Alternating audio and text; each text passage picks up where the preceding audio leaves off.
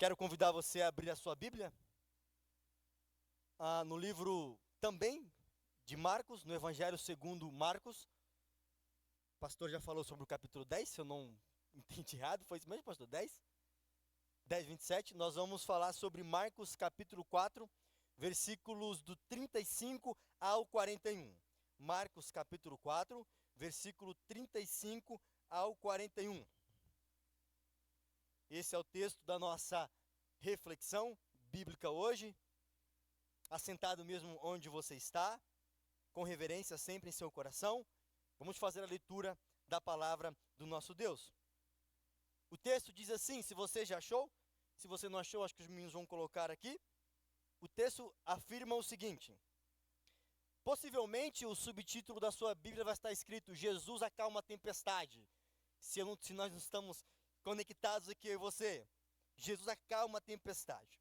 Versículo 35 diz: naquele dia, ao anoitecer, disse ele, ou seja, Jesus, aos seus discípulos: vamos para o outro lado.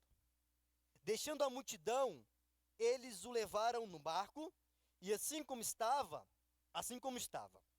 outros barcos também o acompanhavam. Levantou-se então forte vendaval, e as ondas se lançavam sobre o barco, de forma que o barco, ia se enchendo de água. Verso 38. Jesus estava na polpa, dormindo com a cabeça sobre um travesseiro. Os discípulos o acordaram e clamaram: Mestre, não te importa que morramos? Ele se levantou, repreendeu o vento e disse ao mar: aquieta-te e acalme-se. O vento se aquietou e se fez completa bonança. Então perguntou aos seus discípulos: por que vocês estão com tanto medo? Ainda não têm fé? Eles estavam apavorados e perguntavam uns aos outros: quem é este? Que até o vento e o mar lhe obedecem. Que Deus abençoe a sua palavra nessa noite, meus irmãos. Queridos, nós estamos no mês de outubro, estamos fazendo uma sequência de mensagens, não é? Sobre a reforma de forma indireta, porque nós temos falado em outros anos sobre a reforma de forma mais direta, sobre os solas e tantas outras coisas. Dessa vez nós estamos pensando em aspectos bem mais práticos para nós, como igreja, hoje, no século 21, mas sempre tentando lembrar da reforma de algum modo, em algum momento. Então nós falamos sobre, o pastor pregou sobre reforme o seu compromisso com a Bíblia, não foi? No último sermão. Eu preguei anteriormente sobre reforme sua visão sobre o Evangelho. E hoje, no terceiro sermão de nossa série, o tema é reforme sua visão sobre Jesus. Reforme sua visão sobre Jesus. E por que este tema, meus irmãos? Porque a pessoa de Jesus Cristo sempre na história do cristianismo, desde que a igreja nasceu, principalmente após Atos capítulo 2, quando a igreja nasce, o Espírito desce sobre a igreja, e então a igreja cristã nasce e começa a se desenvolver. Desde sempre, a pessoa de Jesus Cristo sempre foi a mais disputada.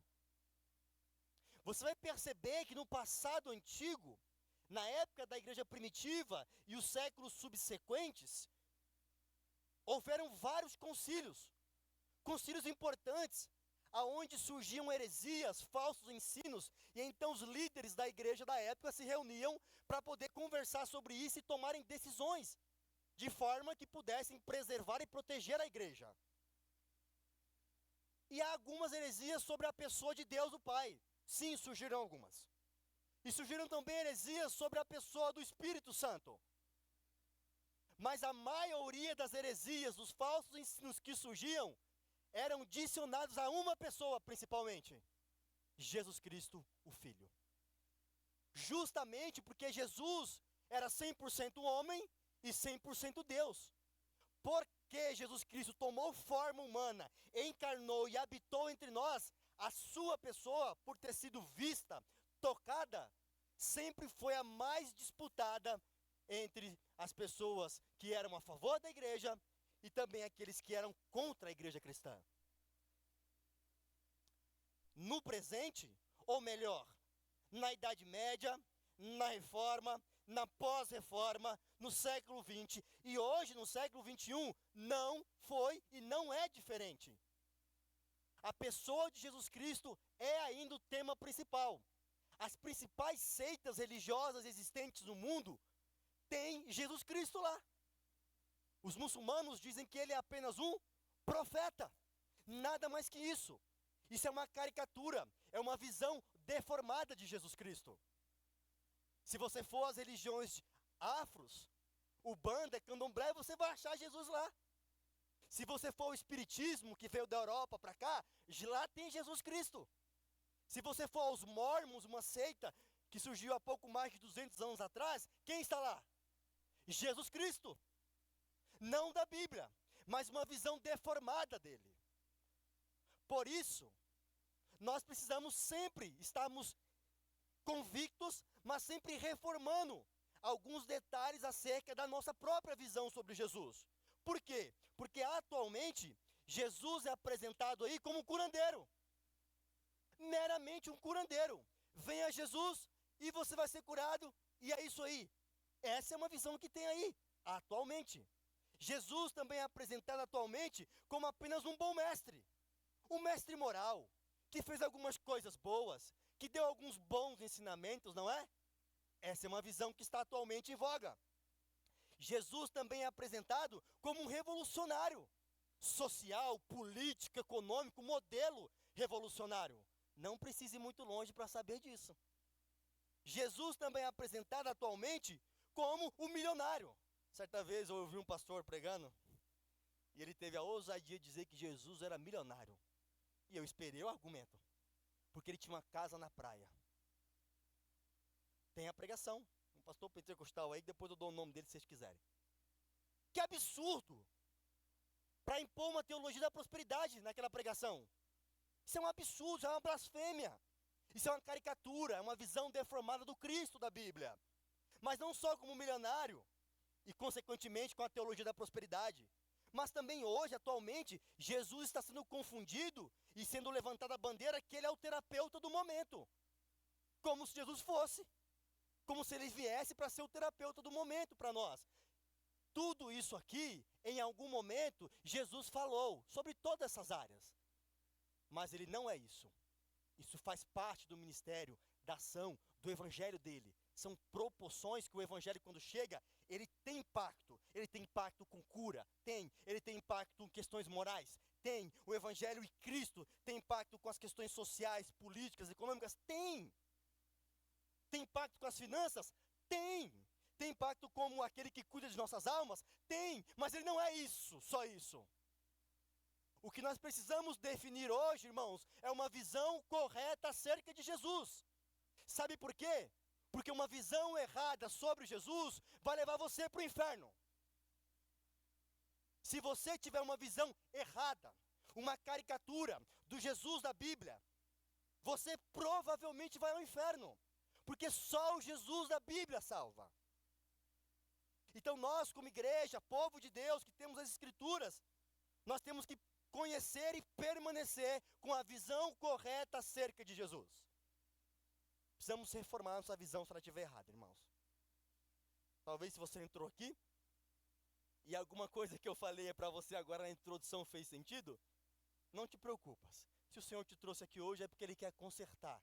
Ele quer reformar a visão que você tem de Jesus. E esteja aberto a isso. Diga, Senhor, eu estou aqui. Senhor, eu estou ouvindo essa pregação. Se eu tenho alguma coisa errada, distorcida em minha visão sobre Ti, sobre Teu Filho Jesus, me ajuda-me a corrigir esta visão. Porque dela depende vida e morte, céu e inferno. Por isso que a pessoa de Jesus Cristo sempre foi a mais falada, combatida, sempre esteve no centro. Porque dele, em Cristo, vida e morte, céu e inferno, igreja e mundo, são coisas que se distinguem. Porta larga, porta estreita, caminho largo, caminho estreito, tudo isso depende da pessoa de Jesus Cristo. Nós, meus irmãos, precisamos sim, dia após dia, ajustarmos a nossa visão sobre quem Cristo é, para que vivamos bem, para que sejamos discípulos fiéis, para que sejamos uma igreja bíblica, saudável, fiel ao Senhor. É necessário que o Cristo da Bíblia seja e permaneça nessa igreja, de uma forma sendo pregado, sendo ensinado, cantado, orado de uma forma correta, irmãos. Nós temos lido e visto várias caricaturas de Jesus por aí. Todas as visões caricatas de Jesus estão erradas. E por isso elas precisam de uma reforma. Mas talvez também eu e você precisemos de uma reforma em nossa visão sobre Jesus. E que nós estejamos hoje com o coração humilde diante do Senhor, dispostos a confirmar a visão correta sobre Jesus e ajustar aquilo que precisamos e reformar aquilo que precisamos acerca de Jesus, o Senhor e Deus Filho. Amém, irmãos? Por isso, afinal, quem é Jesus? E essa é a pergunta principal e central do texto que nós vamos meditar hoje, irmãos. Com a sua Bíblia aberta, eu quero te colocar no contexto. Nós estamos no capítulo 4 do Evangelho de Marcos. E se você olhar com mais calma, há um tempo atrás eu preguei sobre a mulher do fluxo de sangue, que está dentro dessa narrativa, na sequência. Dos versículos do capítulo 4, versículo 35 ao 41, que é o nosso milagre. Nós vamos falar dele mais para frente. Mas se você olhar, há uma sequência de milagres em que é demonstrada uma coisa. Este Jesus tem autoridade sobre, ele vai dizer algumas coisas. Sobre quais coisas este Jesus tem autoridade? No capítulo 5, versículos 1 ao 20, nós temos o encontro de Jesus com o gadareno. Lembram da história dos porcos? Pois bem, capítulo 5, versículo 1 ao 20, você tem uma afirmação central ali. Jesus é o Todo-Poderoso que tem autoridade sobre os demônios. Os demônios tremem ao ouvir a sua voz. Os demônios tremem ao estar diante da sua presença. E os demônios rogam a ele: tem misericórdia de nós, filho de Davi. E então Jesus os manda para os porcos. Ali é demonstrado uma coisa: este Jesus, quem é este? Este Jesus é aquele que tem autoridade sobre os demônios. Todos. Satanás e toda a sua trupe. Mas não só isso. No capítulo 5, versículos 21, 24, 35 e 43, nós temos um relato importante, que é a história de Jairo e da sua filha que está morta. Lá, de forma resumida, Jesus resolve o problema da morte.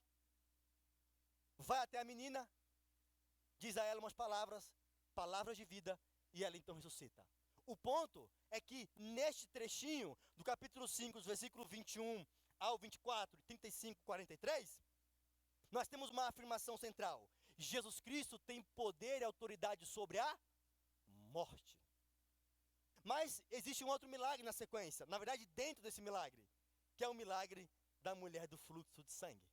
Está dentro do capítulo 5 também, aonde nós temos uma afirmação central. Jesus Cristo tem poder e autoridade sobre as enfermidades. Estão percebendo o quadro que Marcos está pintando sobre quem é Jesus? Ele é aquele que tem poder e autoridade, como nós vamos ver, sobre a natureza. Isso tem implicações. Ele é aquele que tem poder e autoridade, ele é o Todo-Poderoso, que tem poder e autoridade sobre os demônios, sobre a morte e sobre as doenças. Esse é o quadro que Marcos pinta para dizer: quem é este, que até o vento e o mar o obedecem? E Marcos então vai explicar quem é ele. Ele é Jesus, o Todo-Poderoso. Mas nós hoje, nesse tempo que temos, vamos focar apenas em um milagre, para respondermos a essa pergunta: quem é este, que até o vento e o mar o obedecem?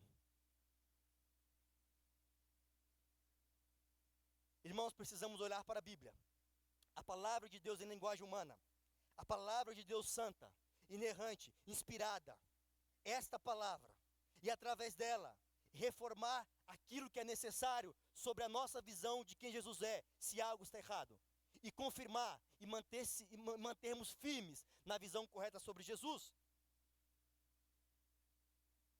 E eu quero olhar para esse texto, o milagre número 1. Jesus é a natureza, Jesus e as tempestades, Jesus e os discípulos ao barco. Eu quero olhar para esse texto, e à luz dele, irmãos, eu desejo apresentar Essa é a minha missão. Esse é o meu objetivo aqui com vocês hoje. Apresentar 4 verdades. 4 verdades que revelam a identidade daquele que tem autoridade e todo o poder sobre a natureza. 4 verdades que apontam para alguém. Eu quero montar com vocês um perfil, uma identidade de alguém, à luz desse texto. E o meu objetivo é que nós saímos daqui hoje, convictos, firmes, com a seguinte certeza: aquele que tem poder e autoridade sobre a natureza é Jesus, o nosso Deus. E esta, sim, é uma visão correta acerca de Jesus, o nosso Deus. Ele é o Todo-Poderoso que governa e tem toda a autoridade sobre a criação. Esse é o nosso Deus. Com o texto aberto, capítulo 4, versículo 35, nós vamos caminhar junto por algumas verdades, irmãos, para montarmos esse perfil, essa identidade, e responder a pergunta do versículo 41. Lembrem-se disso, a pergunta do versículo 41 é a chave, é a pergunta que vai nortear toda a nossa exposição hoje. Eles estavam apavorados, versículo 41, e perguntavam uns aos outros: quem é este que até o vento e o mar o obedecem?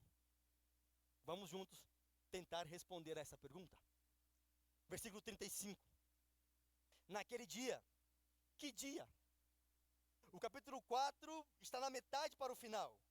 Mas no começo do capítulo 4, Jesus começa e inicia uma série de ensinos sobre parábolas. Com a sua Bíblia aberta, você vai ver a parábola do semeador. Jesus vai falar sobre a parábola do grão de mostarda, a parábola da semente. Jesus está agindo agora, a parábola é uma característica de um mestre. Jesus está revelando uma face de quem ele é, uma face do seu ser. Ele é o mestre dos mestres, ensinando o povo por parábolas. Naquele dia, refere-se a este momento, em que Jesus passa o dia inteiro falando a uma grande multidão por parábolas, usando histórias naturais comuns para trazer ensinamentos espirituais. Jesus está atuando como mestre. Essa é uma parte do perfil do nosso Senhor. Mas ele não é só um mestre dos mestres. Ele é Deus, Deus em pessoa, Deus encarnado, e ele vai passar a provar isso a partir do versículo 35. Então, naquele dia, ao anoitecer, disse ele aos seus discípulos: vamos para o outro lado. Irmãos, a primeira verdade que revela quem Jesus é, está associada à sua fidelidade pactual. Grave essa expressão, fidelidade pactual. É o que temos aprendido aqui pelas manhãs, a fidelidade de Deus às suas promessas. Aqui está Cristo. Irmãos, Jesus sabia da tempestade que ia vir. E mesmo assim ele pôs os discípulos dentro do barco e disse: vamos para o outro lado. Para pensar na profundidade disso. Lembram de Abraão e Isaac? Indo em direção ao Monte Carmelo? E o Senhor diz ao menino, e o menino diz: pai, aonde está o cordeiro? Deus proverá. Abraão tinha recebido uma ordem de Deus, qual? Entregue o seu filho. Abraão sabia que Deus poderia ressuscitar o menino. Deus proverá, Deus proverá, Deus proverá, filho. Irmãos, Jesus está diante de um dia difícil, chamando os seus discípulos para ir para o outro lado, mesmo sabendo da tempestade que viria.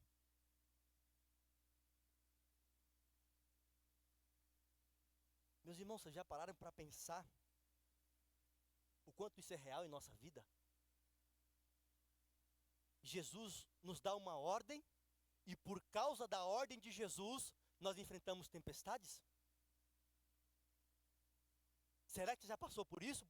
Por obediência a Cristo, seu Senhor, por fidelidade ao seu Senhor, você então enfrentou tempestades? Porque Ele deu uma ordem a você: vai e faça, vai e ande, vá ali, viva assim, haja assim, e você fez isso por amor a Ele, por causa disso, você encarou fortes tempestades? A pergunta é, ele não sabia que essas tempestades iriam? É claro que ele sabia que essas tempestades iriam, mas mesmo assim ele mandou você ir, mesmo assim ele mandou você atravessar, mesmo assim ele te chamou para outro lado, mesmo sabendo das tempestades. Mas qual que é o ponto central aqui? É que Jesus disse, vamos para o outro lado. Qual que é a afirmação que está no texto, irmãos? Eles iriam chegar do outro lado, apesar da tempestade. Vai para o capítulo 5, versículo 1. Eles atravessaram o mar e foram para a região dos Gerazenos. Jesus cumpriu a sua promessa, apesar das tempestades que viriam. Jesus é fiel às suas promessas, irmãos. Não se esqueçamos disso. Moisés, certa vez, estava diante de Deus e Deus deu uma ordem a ele. E Moisés então disse, se o Senhor não for, eu não irei. Moisés sabia que a presença de Deus era a garantia de chegar aonde Deus queria que ele fosse. Aqui está o ponto importante aqui, meus irmãos. Jesus fez uma promessa a esses discípulos, vamos para o outro lado, e eles chegaram do outro lado, porque quem prometeu é fiel para cumprir, irmãos. Apesar das tempestades que se levantariam, Jesus sabia delas, e sabia o quão difícil ela seria, aquela tempestade, a gente vai ver isso. Mas mesmo assim ele deu uma ordem, vamos para o outro lado, e eles chegaram do outro lado. Meus irmãos, nós vamos chegar do outro lado. Nós vamos chegar lá. A margem do rio que está nos esperando, nós vamos chegar lá. Por quê? Por causa de nós? Não, por causa da sua promessa. Apesar de, entre a saída e a chegada, nós podemos enfrentar muitas tempestades. Mas nós chegaremos lá porque Deus prometeu. Porque Ele é fiel às suas promessas. Irmãos, a fidelidade de Jesus revela a sua natureza divina. Um homem comum não poderia fazer essa promessa. Jesus não abre uma possibilidade. Talvez cheguemos ao outro lado. Talvez dê.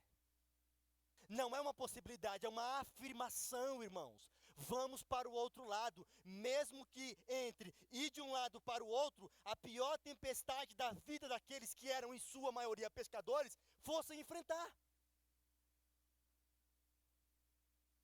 Meus irmãos, Jesus é o Deus que cumpre suas promessas.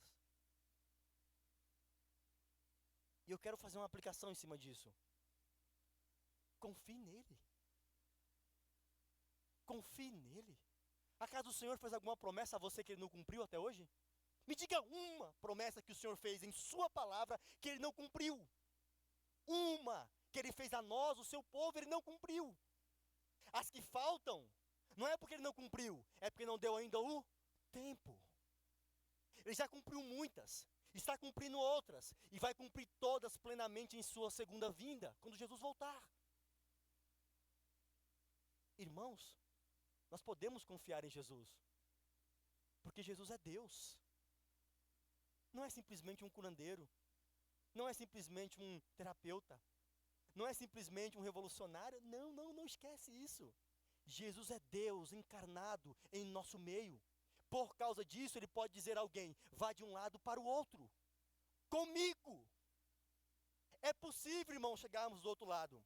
Mas é possível chegarmos do outro lado por causa da fidelidade pactual de Jesus.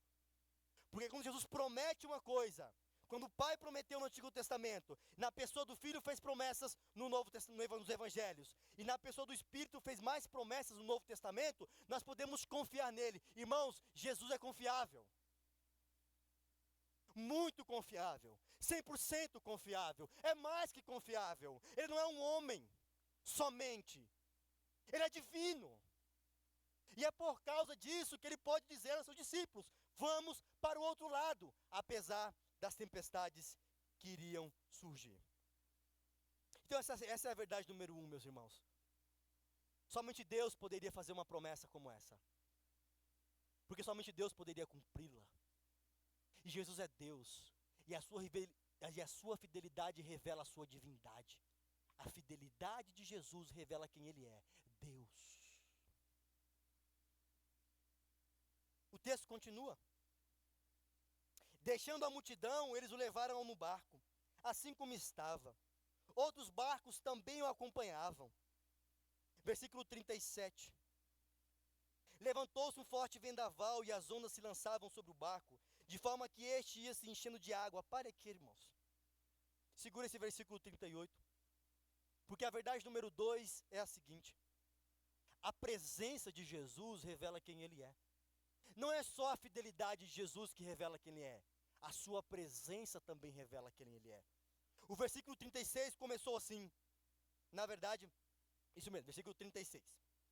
Deixando a multidão, eles o levaram no barco, assim como estavam. Meus irmãos, a presença de Jesus revela quem Ele é. Jesus estava no barco. Quando Ele disse aos discípulos, vamos para o outro lado, Ele não foi em um barco paralelo. Ele não estava a par dos seus discípulos, mas Ele foi no mesmo barco dos seus discípulos. A presença de Jesus revela quem Ele é. O texto diz que Jesus Cristo, em meio à sua presença, cumpre uma profecia muito importante sobre quem Ele é. Ele é Deus conosco. Ele é Deus Emanuel. Não é isso que o anjo disse a Maria? Que darás à luz a um filho? Ele se chamará Jesus, salvará o seu povo. Ele é Deus Emanuel. Ele é Deus presente, Ele é Deus que está. Meus irmãos, Jesus estava no barco com esses discípulos. E a sua presença foi a garantia de que o barco não iria virar. Por que o seu barco não vira? Por que, crente? Porque Ele está lá. É por isso que sua família não foi ladeira abaixo ainda, caso tivesse ter ido. É por isso que seus negócios não ruíram. É por isso que sua vida emocional, física, é por isso que tudo isso não ruiu de vez, por um motivo. Ele está lá. Ele está em seu barco. A presença dele em sua vida e na minha garante o resultado final. Porque Ele é Deus. Ele é Deus conosco. Ele é Deus presente. Ele é Deus em nós, por meio do Espírito Santo. A presença de Jesus, irmãos, revela a segunda verdade. Jesus é o Deus Emanuel. Vou fazer uma aplicação para nós. Ele está comigo, com você o tempo todo. Irmãos, qual a diferença nossa para os que estão lá fora sem Cristo? É a presença dele. Você tem Cristo. E se você tem Cristo, você tem tudo. É a presença dele que garante para nós que o nosso barco não vai virar, apesar da tempestade, e que nós vamos chegar do outro lado. Irmãos, nós vamos chegar do outro lado. Será que isso não te encoraja? Apesar dos pesares?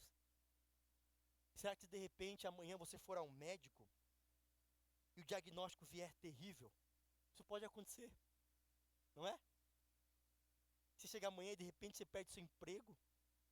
Você chega amanhã e de repente acontece uma tragédia na sua família. Isso pode acontecer.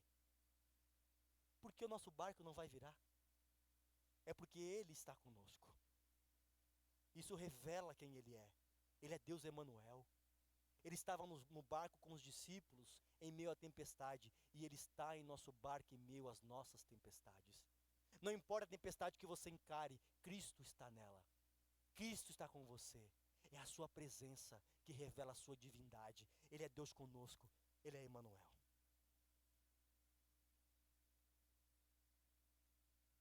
Continue comigo no versículo 37. Então, Jesus faz uma promessa aos discípulos e a cumpre. Nós vamos para o outro lado. E realmente eles chegaram ao outro lado. Porque a fidelidade revela quem Jesus é. Deus fiel a nós. Deus fiel às suas promessas. A presença de Jesus no barco também revela quem Ele é. Ele está no barco. Ele é Deus conosco, Ele é Deus presente, Ele é Deus em nós. Mas a terceira verdade que revela quem Jesus é, quem é este que até o vento e o mar obedece? Quem é este? A paz de Jesus revela quem Ele é. Olha o versículo 38. Vamos ler o 37. Levantou-se um forte vendaval, e as ondas se lançavam sobre o barco, de forma que este ia se enchendo de água. Jesus estava na polpa, dormindo com a cabeça sobre um travesseiro. Os discípulos o acordaram e clamaram: Mestre, não te importa que morramos? Uma pergunta para nós, irmãos: como Jesus pode dormir na proa de um barco enquanto uma tempestade se levanta contra o barco? Como? O que habilitava Jesus a poder descansar depois de um dia de trabalho, lembram? Ele passou o dia inteiro ensinando, ele está cansado, porque ele também é homem, além de ser divino. E a sua humanidade está cansada, porque o corpo humano se cansa. Ele está dormindo. A tempestade se levanta. E ele permanece dormindo. Por quê? Por quê? Por quê? Por dois motivos. Jesus sabia que o seu Pai, através de sua mão invisível e soberana, governava sobre a tempestade. Jesus estava descansando na providência de seu Pai, o Todo-Poderoso. Estava descansando. Aquela tempestade não estava fora do controle dele. Jesus estava descansando na providência divina, na mão soberana, na mão invisível de seu Pai, que cuidava dele. Ele sabia disso. Ele sabia disso. Por isso ele está descansando. Mas não só isso. Jesus também sabia que aquela tempestade seria pedagógica, não para ele, mas para quem? Para os seus discípulos. Jesus sabia que a tempestade iria vir, e Jesus sabia que a tempestade iria ensinar algo aos seus discípulos. Por isso, ele chamou os discípulos para o outro lado, porque ele queria ensinar algo para eles em meio às tempestades. Meus irmãos, Jesus está em paz em meio à tempestade. Ele está em paz. Quem está desesperado nessa cena aqui? Os discípulos.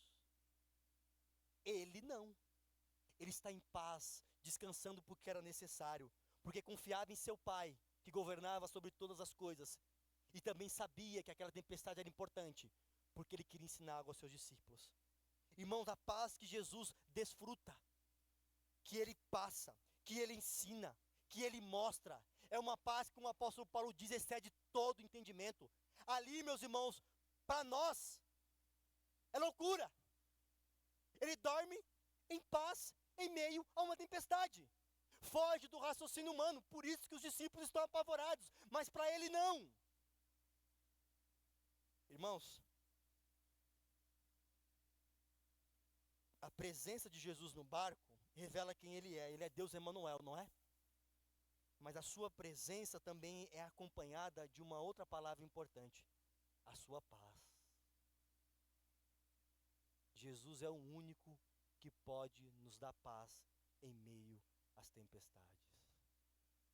E você sabe disso. Você sabe disso. Só Ele pode dar paz a você quando a tempestade aparecer. Na verdade, possivelmente, todos nós aqui em algum momento, por estarmos em Cristo, enfrentamos algumas tempestades. Já enfrentamos. O que garantiu o resultado não foi só a presença dEle, foi também a sua paz que nos acompanhou. Já viu alguém assim? A tempestade se levanta e a pessoa está em paz? Ah, meus irmãos, esse desfruta do shalom de Deus, da paz do Senhor em meio às tempestades. Se Jesus habita em você por meio do Espírito Santo e habita em mim, nós podemos desfrutar também dessa paz, irmãos. E muitos de nós, talvez até aqui nesta igreja, não estão conseguindo desfrutar de paz em meio às tempestades, porque esquecemos que Cristo é a nossa paz, Cristo é o shalom de Deus em nossa vida, mesmo em meio às tempestades da vida. Meus irmãos, se tem algo que tem roubado essa paz, ou melhor, que tem roubado o seu desfrute, não é? A sua experiência com a paz que é o Cristo que nos dá, se tem algo roubando isso e está distorcendo a sua visão sobre Jesus, arranque isso hoje de sua vida. Lembra do diagnóstico? Diga o diagnóstico: não, você não vai roubar a minha paz. Lembra da crise financeira? Você não vai roubar a minha paz. Lembra dos problemas em casa? Vocês não vão roubar a minha paz. Porque a minha paz é uma pessoa, Cristo. E ninguém pode me roubar ou roubar ele de mim. Ele é meu amado e eu sou dele. Se tenho a Cristo, não tenho só tudo, eu tenho paz em meio às tempestades. Os discípulos estão começando a caminhar com Jesus aqui. É o capítulo 4 apenas.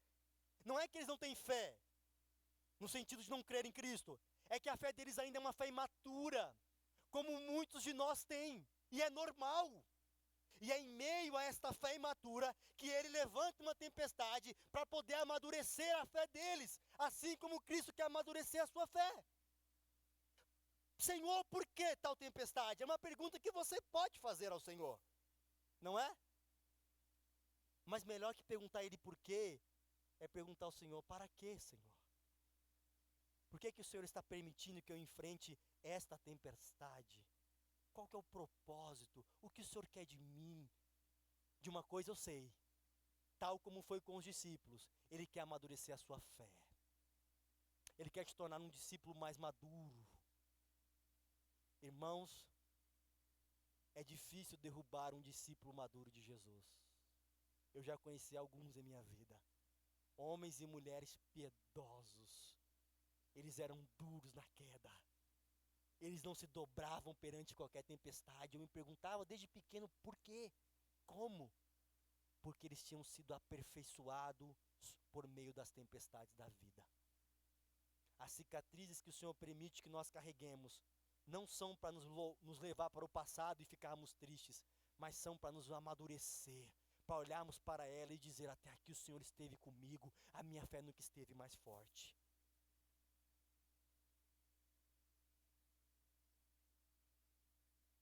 Então a fidelidade de Jesus revela quem Ele é. Nós vamos chegar do outro lado, porque Ele prometeu, e Ele é fiel para cumprir isso. A presença de Jesus em nosso barco nos garante resultado. O barco não vai virar, porque Ele está lá. A paz de Jesus revela quem Ele é. Ele é o nosso shalom. Ele é a paz que excede todo entendimento. Ele é a paz entre nós e Deus. Ele é a paz entre nós homens. Ele é a paz que habita em nós. E por fim, irmãos, a verdade número 4 é que o poder de Jesus revela quem Ele é. Não é só a sua fidelidade, não é só a sua presença, e não é só a sua paz, mas é também o seu poder. Caminhe comigo a partir do verso 39. Tem uma pergunta no 38, que eu não falei, mas que vale a pena, eu anotei aqui, vale a pena. Finalzinho do verso 38. Mestre, não te importas que morramos? Talvez alguém aqui já tenha feito essa pergunta ao Senhor. Senhor, não te importa que eu morra? Enfrentando alguma tempestade? Está me esmagando, não é? Senhor, o Senhor não se importa comigo? Eu já ouvi crentes piedosos perguntando isso ao Senhor. E é uma pergunta legítima, meus irmãos, quando você está no olho do furacão. Quando você está no olho da tempestade. Senhor, não te importas comigo, Senhor? Não é verdade? Meu Deus, por que isso? Para que isso? O Senhor não se importa comigo? Ele tem uma resposta para mim e para você hoje. O seu poder revela quem Ele é. Os discípulos perguntaram: Mestre, não te importa que morramos? E Ele responde: olhem para o meu poder. Olhem para a minha forte mão. olhem para quem eu sou, Deus. Não temam a tempestade. Por quê, Jesus? Porque eu sou Deus. Porque eu tenho autoridade, governo e poder sobre a criação. Ele vai provar isso. Como? Olha o que o versículo 39 diz, meus irmãos. Essa é uma visão verdadeira sobre quem Jesus é, meus irmãos. Ele se levantou após o apelo dos discípulos. Mestre, não te importa que morramos? Ele então se levanta, sai de seu sono da providência divina e responde aos seus discípulos que estão com a fé fraca, talvez como você hoje. Ele se levantou, repreendeu o vento e disse ao mar: aquiete-se, acalme-se. E a Bíblia diz, e o vento se aquietou e fez completa bonança. Meus irmãos, é como se o vento e o mar tivessem ouvidos, não é? Ele falou com o vento e com o mar.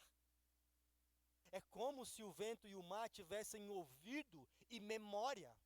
Ouvido porque ouviram, e memória porque lembraram de algo. No princípio, criou Deus os céus e a terra. É Ele. O vento e o mar sabiam quem Ele era, o Criador de todas as coisas.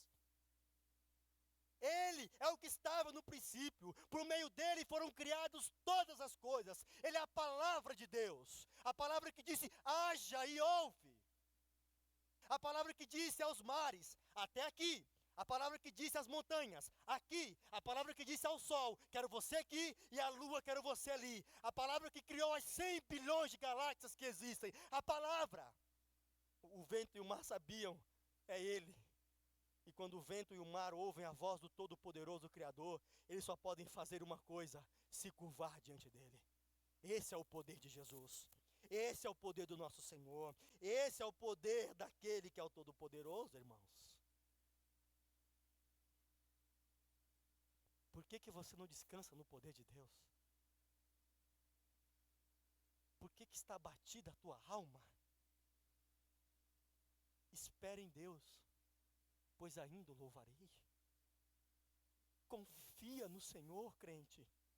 Não importa o que você está enfrentando, não importa qual tempestade se levantou sobre a sua vida, sobre a sua casa, sobre a sua família, não importa, diante dele ela se cala, ela se aquieta, ela se amansa como um leão, ouvindo a voz do seu Criador. Porque é Ele. Porque é Ele. Porque Ele é Deus. Porque Ele é o Todo-Poderoso e tem poder sobre a criação. Se Jesus é esse Jesus, e Ele tem todo o poder sobre a criação,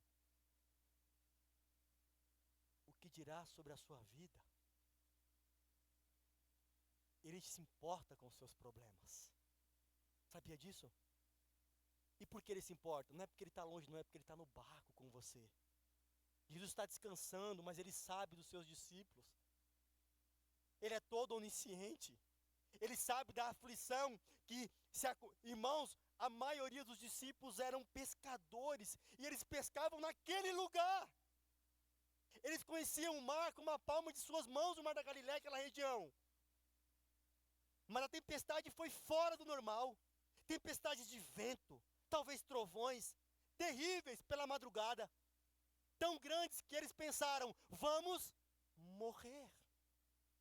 Para um pescador experimentado no mar ter essa conclusão, é porque a tempestade era terrível.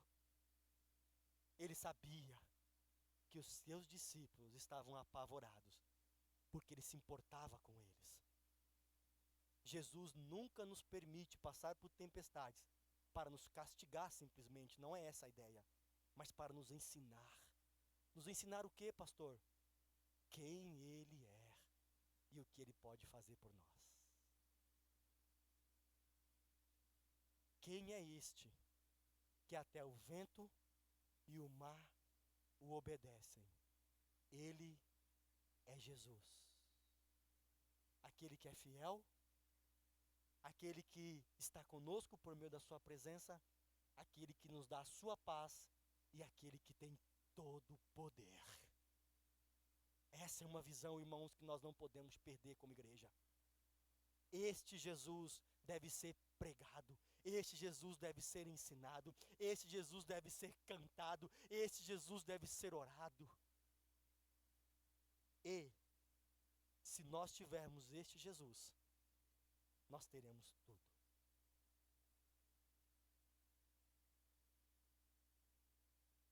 Jesus provou para eles quem ele era.